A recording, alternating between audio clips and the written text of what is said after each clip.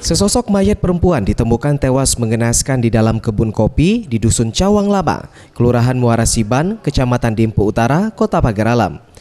Kondisi korban tewas akibat terkena senjata tajam. Diduga wanita ini merupakan korban pembunuhan.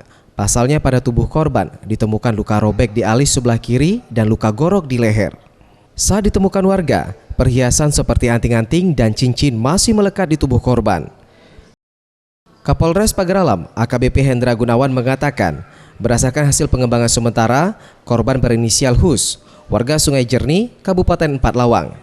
Belum diketahui secara pasti motif dan penyebab kematian korban.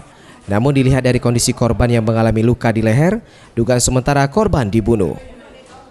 Dari temuan yang ada ini, kami sedang menyelidiki yang pertama identitas dari korban.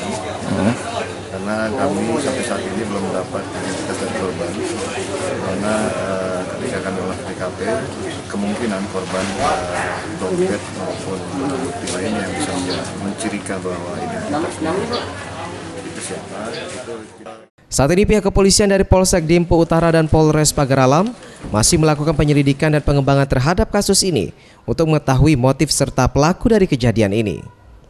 Zulfikri, Sriwijaya TV.